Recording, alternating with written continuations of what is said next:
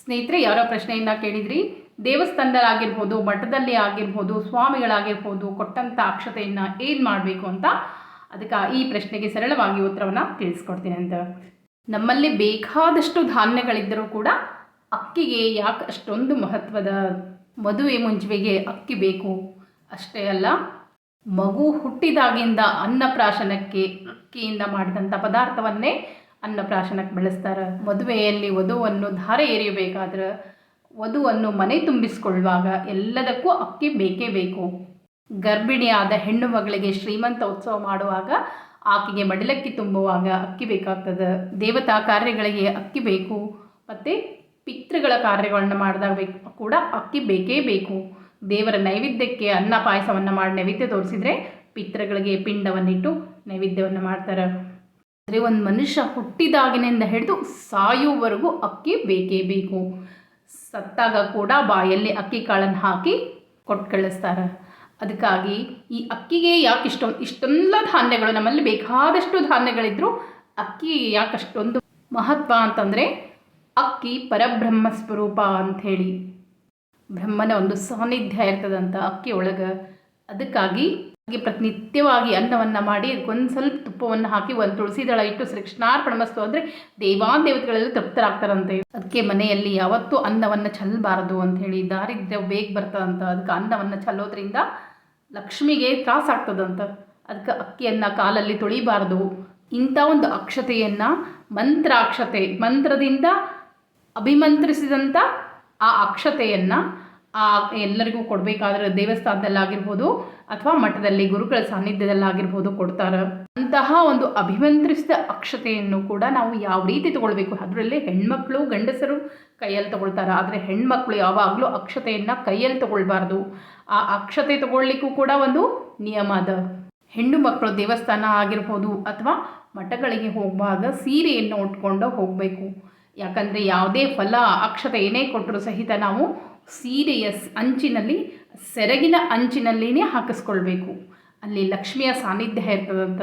ಅಲ್ಲಿ ಕೊಟ್ಟಂಥ ಏನೇ ಒಂದು ಪ್ರಸಾದ ಸಿಕ್ಕರೂ ಕೂಡ ಅದು ನಮಗೆ ಯಶಸ್ಸನ್ನು ತಂದು ಕೊಡ್ತದಂತ. ಅದಕ್ಕಾಗಿ ಸೀರೆಯ ಸೆರಗಿನಲ್ಲಿ ಸೀತೆ ಇರ್ತಾಳೆ. ನಾವೆಲ್ಲ ಹೇಳ್ತಿದ್ವಿ, ಸೀತೆ ಲಕ್ಷ್ಮೀ ಸ್ವರೂಪ, ನಮಗೆ ಒಂದು ಸಂಪತ್ತನ್ನು ಕೊಡುವಂಥವಳು, ಆಮೇಲೆ ಸೌಭಾಗ್ಯವನ್ನು ಕೊಡುವಂಥವಳು. ಅದಕ್ಕಾಗಿ ನಾವು ಮರದ ಬಾಗಿಣವನ್ನು ಕೊಡಬೇಕಾದ್ರೆ ಒಂದು ಸೀರೆಯ ಸೆರಗನ್ನು ಹಿಡಿದು ಕೊಡ್ತೇವೆ.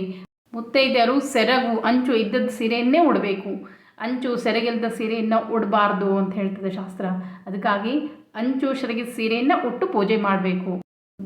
ದೇವಸ್ಥಾನದಲ್ಲಾಗಿರ್ಬೋದು, ಮಠದಲ್ಲಾಗಿರ್ಬೋದು ಕೊಟ್ಟಂಥ ಅಕ್ಷತೆಯನ್ನು ಈ ರೀತಿಯಾಗಿ ಮನೆಗೆ ತೊಗೊಂಡು ಬಂದು ಒಂದು ಡಬ್ಬಿ ಅಥವಾ ಒಂದು ಬಟ್ಲವನ್ನು ಇಟ್ಕೊಳ್ಬೇಕು. ಅದರಲ್ಲಿ ಸಪ್ರೇಟಾಗಿ ತೆಗೆದು ಎತ್ತಿ ಇಡಬೇಕನ್ನ.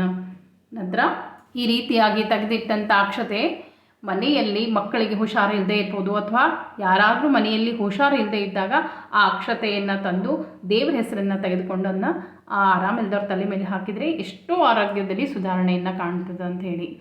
ಅಷ್ಟೇ ಅಲ್ಲ, ನಾವು ಯಾವುದಾದ್ರೂ ಮಹತ್ವದ ಕಾರ್ಯಗಳಿಗೆ ಹೋಗಬೇಕಾದ್ರೆ ಆ ಅಕ್ಷತೆಯನ್ನು ಒಂದು ಹಾಳಿಯಲ್ಲಿ ಕಟ್ಕೊಂಡು ನಮ್ಮ ಒಂದು ಬಲಭಾಗ ಅಂತಂದ್ರೆ ಬಲಭಾಗದ ಕಿಸೆಯಲ್ಲಿ ಇಟ್ಕೊಂಡು ಹೋಗಬೇಕು. ನಮ್ಮ ಪರ್ಸ್ನಲ್ಲಿ ಕೂಡ ಇಟ್ಕೊಂಡು ಹೋಗ್ಬೋದು. ಅಂದಾಗ ಎಷ್ಟೋ ಗುರುಗಳ ಆಶೀರ್ವಾದ ನಮ್ಮ ಜೊತೆ ಇರ್ತದೆ ಅಂಥೇಳಿ. ಅದಕ್ಕಾಗಿ ಆ ಅಕ್ಷತೆಯನ್ನು ಎಲ್ಲೂ ಕಾಲಲ್ಲಿ ಚೆಲ್ಲಬಾರ್ದು. ಇನ್ನೂ ಒಂದು ವಿಷಯ ಹೇಳ್ತೀನಿ. ನಾವು ಚಿಕ್ಕವ್ರು ಇರಬೇಕಾದ್ರೆ ನಮ್ಮ ತಾಯಿ ಏನು ಮಾಡ್ತಿದ್ರು ಅಂದ್ರೆ, ಎಲ್ಲಾದರೂ ಮಹತ್ವದ ಕಾರ್ಯಗಳಿಗೆ ಹೋಗಬೇಕಾದ್ರೆ ಸೀರೆ ಸೆರಗಿನಲ್ಲಿ, ನಾವು ಹೇಳ್ತಿದ್ದೆಲ್ಲ ಸೀರೆ ಸೆರಗಿನಲ್ಲಿ ಲಕ್ಷ್ಮೀ ದೇವಿ ವಾಸ ಇರ್ತದೆ ಅಂಥೇಳಿ ಒಂದು ಅಕ್ಷತೆಯನ್ನು ಹಾಕಿ ಒಂದು ದುಡ್ಡು ಇಟ್ಕೊಂಡು ಅದರಲ್ಲಿ ಒಂದು ಅಡಿಕೆ ಬೆಟ್ಟೆಯನ್ನು ಹಾಕಿ ಈ ರೀತಿಯಾಗಿ ಗಂಟನ್ನು ಕಟ್ಕೊಂಡು ಸೊಂಟದಲ್ಲಿ ಸಿಗಿಸ್ಕೊಂಡು ಹೋಗ್ತಿದ್ರು. ಅಂದರೆ ಎಲ್ಲ ಮಹತ್ವದ ಕಾರ್ಯಗಳಿಗೆ ಯಶಸ್ಸು ಸಿಗ್ತದೆ ಅಂಥೇಳಿ ಪೂರ್ವಜರ ಒಂದು ನಂಬಿಕೆ. ಅದಕ್ಕಾಗಿ ಯಾರೇ ಕೊಡಲಿ, ನಿಮ್ಮ ಮನೆಯಲ್ಲಿ ಯಾರೇ ಹಿರಿಯರು ಕೂಡ ಹರಿಸಿ ಕೊಟ್ಟಂಥ ಅಕ್ಷತೆಯನ್ನಾಗಿರ್ಬೋದು, ಸ್ವಾಮಿಗಳು ಕೊಟ್ಟಂಥ ಅಕ್ಷತೆಯನ್ನು ಆಗಿರ್ಬೋದು, ಮಠದಲ್ಲಿ ಕೊಟ್ಟಂಥ ಅಕ್ಷತೆಯನ್ನು ಒಂದು ಡಬ್ಬದಲ್ಲಿ ಹಾಕಿ ಇಡಬೇಕು. ಅಕ್ಕಿಗೆ ಅಷ್ಟೊಂದು ಮಹತ್ವ ಇರ್ತದೆ. ಅದರಲ್ಲಿಯೂ ಅಭಿಮಂತ್ರಿಸಿದ ಅಕ್ಷತೆಯು ಅಂಥವನ್ನು ಕಾಲಲ್ಲೇ ಚೆಲ್ಲಿ ತುಳಿದ್ರೆ ನಿಮಗೆ ಎಷ್ಟೋ ಕಷ್ಟಗಳು ಬರ್ತಾವೆ. ಅದಕ್ಕಾಗಿ ಆ ರೀತಿಯಾಗಿ ಯಾರೇ ಅಕ್ಷತೆಯನ್ನು ಕಾಲಲ್ಲಿ ಚೆಲ್ಲಿದ್ರೂ ನೀವು ತುಳಿಬಾರ್ದು. ಅದನ್ನೆಲ್ಲೋ ಒಂದು ಕಡೆ ಸೈಡಿಗೆ ಸರಿಸ್ಬಿಡ್ಬೇಕು. ಅಕ್ಷತೆಯನ್ನು ನೀವು ಮನೆಯೊಳಗೆ ಮಾಡಿದರೂ ಕೂಡ ಈ ರೀತಿಯಾಗಿ ಕೆಂಪು ಅಕ್ಷತೆಯನ್ನು ಮನೆಯೊಳಗೆ ಮಾಡಬೇಕು. ಒಂದು ಕಡೆ ಬಿಳಿ, ಒಂದು ಕಡೆ ಕೆಂಪು ಇರಬಾರ್ದು. ಬಿಳಿ ಅಕ್ಷತೆಯನ್ನು ನಾವು ಪಿತೃಗಳಿಗೆ ಏರಿಸ್ತೀವಿ. ಅದಕ್ಕಾಗಿ ತೊಳೆದು ಏರಿಸಿದರೆ ಅದು ಶಿವನಿಗೆ ಏರಿಸ್ತೀವಿ. ತೊಳಿಲಾರದೆ ಅಕ್ಷತೆಯನ್ನು ಬಿಳಿ ಅಕ್ಷತೆಯನ್ನು ಪಿತೃಗಳಿಗೆ ಏರಿಸ್ತೀವಿ. ಕೆಂಪು ಅಕ್ಷತೆ ಶುಭ ಲಕ್ಷಣ ಅಂಥೇಳಿ ಅದನ್ನು ಎಲ್ಲ ದೇವತೆಗಳಿಗೂ ಏರಿಸ್ತೀವಿ. ಶಿವನಿಗೂ ಕೂಡ ನಾವು ಉಳ್ಕಿ ದಿವಸ ಕೆಂಪಕ್ಷತೆಯನ್ನೇ ಇರಿಸ್ತೀವಿ. ಅದಕ್ಕಾಗಿ ಇವತ್ತು ಸರಳವಾಗಿ ನಿಮಗೆ ಈ ಅಕ್ಷತೆ ಮಹತ್ವವನ್ನು ತಿಳಿಸ್ಕೊಟ್ಟೇನಿ. ಅರ್ಥ ಆಗಿದೆ ಅನ್ಕೋತೀನಿ. ಮತ್ತೆ ಮುಂದಿನ ಒಂದು ಪೋಸ್ಟ್ನಲ್ಲಿ ಬರ್ತೀನಿ ಸ್ನೇಹಿತರೆ. ನಮಸ್ಕಾರ.